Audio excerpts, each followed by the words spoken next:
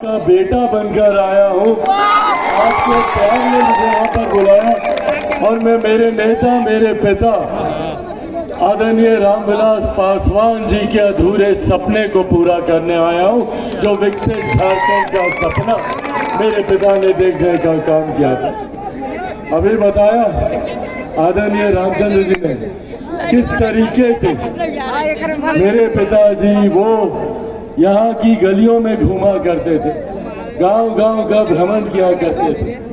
जो स्नेह दोनों के बीच में था, मेरे लिए ये सौभाग्य की बात है कि कभी मेरे पिता ने इनके लिए मेहनत की, आज मुझे इनके लिए मेहनत करने का सौभाग्य प्राप्त हुआ।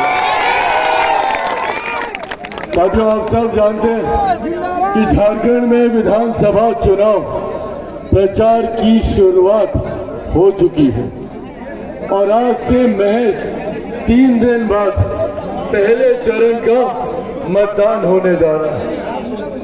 ये चुनाव परिणाम निर्धारित करेंगे हम लोगों के आने वाले 5 साल का भविष्य। और ये 5 साल किसी भी व्यक्ति के जीवन में कितने महत्वपूर्ण होते हैं, ये बीते 5 सालों में हम लोगों ने अनुभव किया।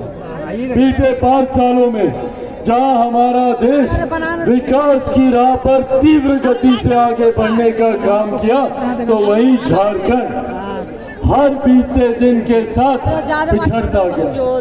झारखंड का नेतृत्व यहाँ की सरकार ने भ्रष्टाचार करने के अलावा हम लोगों के लिए कोई कार्य करने का काम नहीं किया।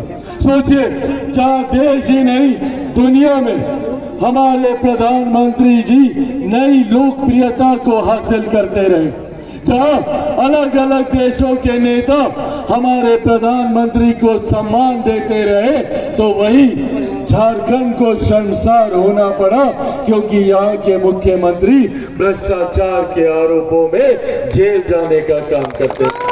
साथियों, आज ये वक्त है जहाँ हम लोगों को चुनना है और चुनाव कोई बहुत कठिन नहीं है। विकास और विनाश के बीच में ही ये चुनाव है। विनाश कैसे हो सकता है एक इतने खूबसूरत राज्य का, ये पिछले 5 सालों में हम लोगों ने देखा। और विकास इतने बड़े देश का कैसे हो सकता है, वो प्रधानमंत्री नरेंद्र मोदी जी के नेतृत्व में हम लोगों ने देखा। बस चुनाव इन दोनों के बीच करना है। पहली बार देश में एक ऐसे प्रधानमंत्री आए जिन्होंने जात पात धर्म मजहब से उठकर सिर्फ और सिर्फ देश के गरीब लोगों को मुख्य धारा के साथ जोड़ने का काम किया। आज जब इतनी भारी संख्या में यहाँ पे महिलाएं मौजूद हैं, खुशी होती है मुझे कि पहली बार आजादी के 75 सालों में देश के किसी प्रधानमंत्री ने महिलाओं के सम्मान की चिंता की। पहली बार किसी ने शौचालय निर्माण करवाकर हमारे घर की मां बेटियों को सम्मान देने का काम किया। इनके स्वास्थ्य की चिंता करते हुए उज्ज्वला योजना के माध्यम से घर घर गैस कनेक्शन पहुंचाने का काम किया। इससे पहले किसी प्रधानमंत्री ने देश की आधी आबादी महिलाओं के बारे में सोचना जरूरी नहीं समझा, क्योंकि बाकी दल के नेताओं ने महिलाओं को महिला ना समझकर जाति में बांटकर वोट बैंक समझने का काम किया। और आज भी विपक्षी दल के नेता यही कार्य करने का काम कर रहे, जाति में बांटकर हम लोगों को बांटने का काम कर रहे। पर हमारे प्रधानमंत्री ने बिना जात पात देखे हुए ऐसी गरीब कल्याण की योजनाएं बनाने का काम किया जिसने हर गरीब परिवार को मुख्य धारा के साथ जोड़ने की सोच रखने का काम किया।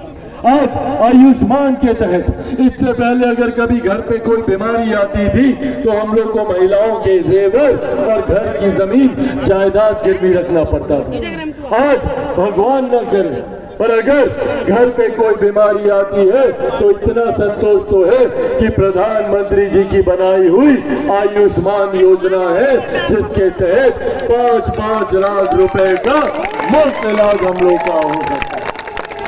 साथियों, ये तमाम योजनाएं गरीबों को मुख्य धारा के साथ जोड़ने की सोच के साथ बनाई गई। जहां एक तरफ हमारे प्रधानमंत्री जी ने हमारी अर्थव्यवस्था को मजबूत कर हर गरीब व्यक्ति के हाथ में आर्थिक मजबूती देने का काम किया। आज हम लोग गर्व से कहते हैं कि भारत दुनिया की 5वीं सबसे बड़ी अर्थव्यवस्था है।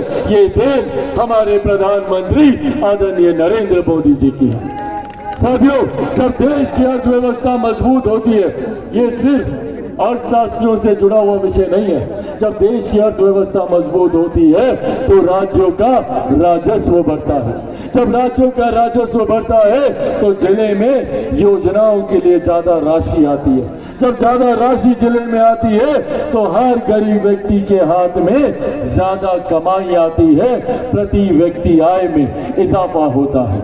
आज तो भारत 5वीं सबसे बड़ी अर्थव्यवस्था है, पर अगले साल के चुनाव आते आते तक अगले 5 सालों में भारत दुनिया की 3री सबसे बड़ी अर्थव्यवस्था बनने जा रहा है। ये ताकत हमारे भारत की जो दुनिया आज की तारीख में देख रहा है। जहां एक तरफ हमारी सरकार ने प्रधानमंत्री जी के नेतृत्व में भारत की अर्थव्यवस्था को मजबूत करने का काम किया, तो वहीं सरहद पे हमारी सीमाएं कैसे सुरक्षित रहे, इस बात की चिंता भी हमारे प्रधानमंत्री ने की। जहां एक तरफ गांव और शहर की दूरी को कम करने का कार्य हमारे प्रधानमंत्री ने किया, तो वहीं अंतरिक्ष के माध्यम से कैसे हम लोग अपने देश को विकास की राह पर आगे लेकर जाए, इस बात को भी सुनिश्चित करने का काम हमारे प्रधानमंत्री आदरणीय नरेंद्र मोदी जी ने किया। जहां एक तरफ हम लोगों की आर्थिक हालात, हम लोगों की अर्थव्यवस्था, हम लोगों के गांव खलियानों को बेहतर बनाने की सोच हमारे प्रधानमंत्री जी ने रखी, तो वहीं हमारी आस्था को भी सम्मान देने का काम हमारे प्रधानमंत्री जी ने किया।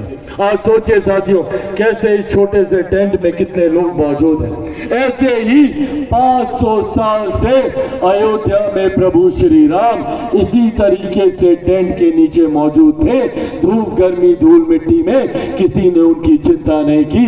500 साल में पहली बार आजादी के 75 साल के बाद देश में एक ऐसे प्रधानमंत्री आए जिन्होंने अयोध्या में भव्य राम मंदिर का निर्माण करके रामलला का विराजमान उस भव्य मंदिर में करने का काम किया। आस्था को भी सम्मान दिया, अर्थव्यवस्था को भी मजबूत किया।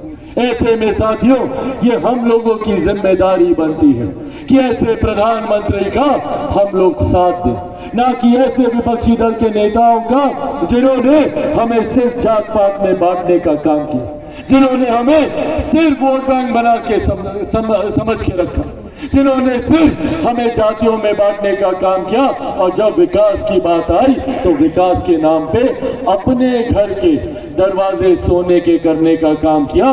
पर हम लोगों के मुंह पर दरवाजा बंद करके अपने लिए महल बनाते रहे, अपनी व्यवस्था मजबूत करते रहे, पर हम लोगों के घर परिवार की कभी सुनवाई करने का काम नहीं किया। साथियों, ये वो लोग हैं जिन्होंने सिर्फ और सिर्फ भ्रष्टाचार कर हम लोगों की कमाई को लूटने का काम किया। कौन है ये लोग? ये कांग्रेस, राजद, जेएमएम के लोग। कोई ऐसा दल नहीं है जिसके नेता के ऊपर करोड़ों करोड़ का भ्रष्टाचार का आरोप ना लगा।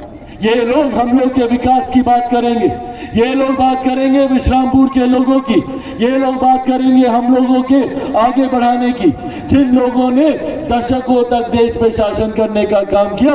पूछिए इन लोगों से, क्यों आज भी हमारे झारखंड के युवाओं को दूसरे राज्यों में जाना पड़ता है? जब अधिकांश समय केंद्र में सरकार आपकी थी, क्यों ऐसी व्यवस्था नहीं बनी कि झारखंड जैसा राज्य जहां पे अनंत संभावनाएं हैं, ऐसे राज्य के बच्चों को दूसरे राज्यों में जाना पड़ता है शिक्षा के लिए, दूसरे राज्यों में जाना पड़ता है रोजगार के लिए। और तकलीफ तो तब होती है जब हम लोग दिल्ली बंबई तो जाते हैं शिक्षा के लिए, रोजगार के लिए, पर वहां पर भी हमें अपमानित किया जाता है, हम पर लाठियां चलाई जाती हैं, और ऐसे में कोई हमारी सुनने वाला नहीं होता। ऐसे में प्रधानमंत्री जी की सोच है, हमारी सरकार की सोच है कि एक ऐसी अर्थव्यवस्था बनाई जाए, एक ऐसी व्यवस्था बनाई जाए जहां पे किसी झारखंड के युवा को अपना प्रदेश छोड़कर दूसरे राज्य ना जाना पड़े शिक्षा के लिए, रोजगार के लिए, किसी बुजुर्ग को, किसी महिलाओं को दिल्ली में एम्स के सामने जाकर लाइन लगाकर दिनों दिन तक डॉक्टर से मिलने के लिए खड़े ना होना पड़े। साथियों, मेरे खुद की रगों में एक ऐसे नेता का खून है, एक ऐसे नेता का खून है जिन्होंने सारा जीवन समर्पित किया गरीब वर्ग के लोगों के लिए। आज मुझे गर्व होता है जब मैं अपने युवा साथियों के हाथ में मोबाइल फोन देखता हूं। ये देन मेरे नेता, मेरे पिता आदरणीय रामविलास पासवान जी की। जब वो दूरसंचार मंत्री थे उस वक्त पहली बार देश में मोबाइल टेक्नोलॉजी आई थी, मोबाइल फोन आया था, और उस वक्त मेरे पिता को इस बात की तकलीफ होती थी कि क्यों ये सिर्फ अमीरों की जागीर है, क्यों किसी गरीब व्यक्ति के हाथ में मोबाइल नहीं दिखता, क्योंकि ये उस समय की बात है जब इनकमिंग कॉल के लिए भी 18 रुपया 20 रुपया का दाम देना पड़ता था। उस वक्त मेरे पिता ने ये कसम खाई थी, और उस वक्त यही विपक्ष के लोगों ने इनका मजाक उड़ाया था। उस वक्त इन्होंने कसम खाई थी और ये कहा था कि मैं एक दिन ऐसा लेकर आऊंगा जब हर रिक्शा वाला, हर ठेला वाला, हर गरीब व्यक्ति के हाथ में मोबाइल फोन होगा। और आज ये उनका सपना सच है। आज मुझे गर्व होता है कि देश की नहीं, दुनिया की सबसे बड़ी गरीब कल्याण की योजना मेरे नेता, मेरे पिता आदरणीय रामविलास पासवान जी के मंत्री रहते हुए उस वक्त उनके विभाग से इस योजना का निर्माण हुआ, जिसे हम सब प्रधानमंत्री गरीब जन कल्याण अन्न योजना के नाम से जानते हैं, जिसके तहत आज भी मेरे पिता के जाने के 4 साल के बाद भी आज भी उस योजना के तहत देश में 80 करोड़ लोगों को मुफ्त में अनाज दिया जाता है। ये देश मेरे पिता आदरणीय रामविलास पासवान जी की, मेरे प्रधानमंत्री आदरणीय नरेंद्र मोदी जी की है। साथियों, जो विपक्ष के लोग झूठ फैलाने का काम करते हैं, मैं चाहता हूं गिनाएं उन्हें केंद्र सरकार प्रधानमंत्री जी के द्वारा किए गए कार्यों को, और पूछिए उनसे, उनके झूठे वक्तव्यों का हिसाब उनसे लीजिए। क्या बोलते थे लोकसभा चुनाव के वक्त कि भैया नरेंद्र मोदी की सरकार आएगी तो आरक्षण समाप्त हो जाएगा, संविधान खत्म कर दिया जाएगा, लोकतंत्र की हत्या कर दी जाएगी। ये तमाम झूठे वादे करके इन लोगों ने हम लोगों को डराकर हमारे मत हासिल करने का काम किया। आज लगभग 5.5 महीने हो गए केंद्र में हमारी सरकार को बने हुए। पूछिए कौन सा आरक्षण समाप्त कर दिया गया, कौन से संविधान की हत्या कर दी गई, कहां का लोकतंत्र खत्म कर दिया गया। साथियों, ये वो लोग हैं जो सिर्फ डराने की राजनीति करना चाहते हैं। कभी लाठी का डर हम पे दिखाते हैं तो कभी हम लोग के अधिकारों को छीनने का डर हमें दिखा के हमारा मत हासिल करना चाहते हैं। आज आप लोगों के सामने मैं मेरे नेता, मेरे पिता आदरणीय रामविलास पासवान जी के संघर्षों की कसम खाकर ये वादा आप लोगों से करके जाता हूं कि जब तक चिराग पासवान जिंदा है, ना आरक्षण को कोई खतरा है, ना संविधान को कोई खतरा है। पर हाँ, खतरा है तो इन विपक्षी दल के नेताओं से हमारी गरीब कल्याण की योजनाओं को। ये लोग आए तो जो राशन मिलता है वो बंद हो जाएगा, जो मुफ्त का इलाज होता है वो बंद कर दिया जाएगा, क्योंकि ये लोग मेरे प्रधानमंत्री नरेंद्र मोदी जी को कम दिखाने के लिए आप लोगों को भी नुकसान पहुंचाने से बाज नहीं आते। इसीलिए साथियों, ये जिम्मेदारी हम सब की बनती है, और खास तौर पर आज जब मैं यहाँ पांडु की धरती पर मौजूद हूँ तो मैं जानता हूँ कि आप सबको ये पता है कि कौन सही मायनों में आपके लिए संघर्ष करता है, कौन सही मायनों में आपके हक की आवाज उठाने का काम करेगा। इससे पूर्व भी आपने आदरणीय रामचंद्र जी को आपने देखा किस तरीके से वो आपके लिए दिन रात संघर्ष करते रहे। विपरीत परिस्थितियों के बावजूद भी कभी भी आपके हक अधिकारों की आवाज उठाने से उन्होंने परहेज नहीं किया। भाई, इनको यहाँ ही नहीं दिल्ली तक बड़े से बड़े नेता, प्रधानमंत्री जी से लेकर भाजपा के राष्ट्रीय अध्यक्ष, हर कोई अपना आदरणीय मानने का काम करता है, हर कोई इनको विशेष स्नेह देने का काम करता है। ऐसे में ये हम सबकी जिम्मेदारी है कि इनको इतनी भारी मतों से हम लोग यहाँ से जिता कर भेजें कि इनके जीत की गूंज की आवाज प्रधानमंत्री नरेंद्र मोदी जी तक के पास पहुंचनी चाहिए। ये वादा है ना आप लोगों का? जिताइएगा इनको, भारी मतों से जिताइएगा ना, और हमारी बातों को घर घर जाकर पहुंचाइएगा। जिस विकसित झारखंड बनाने की सोच के साथ हम लोग निकले हैं, उसके लिए चिराग पासवान अकेला कुछ नहीं कर सकता।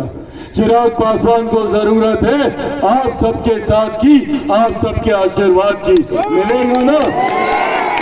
और कोई चिराग पासवान बनकर घर घर जाकर मेरी बातों को रखेगा, इनको जिताने की अपील मेरी तरफ से करेगा?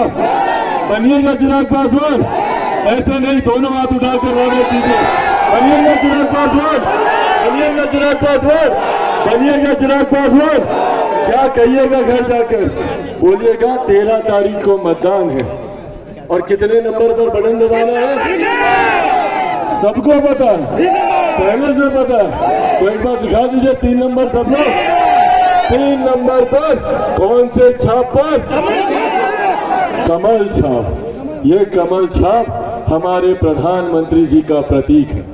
हम सब सिर्फ सिपाही हैं रामचंद्र जी पर। जब आप कमल छाप पर बटन दबाइएगा तो जीतेंगे सिर्फ यही नहीं, आपका ये वोट सीधा मेरे प्रधानमंत्री आदरणीय नरेंद्र मोदी जी के खाते में जाएगा और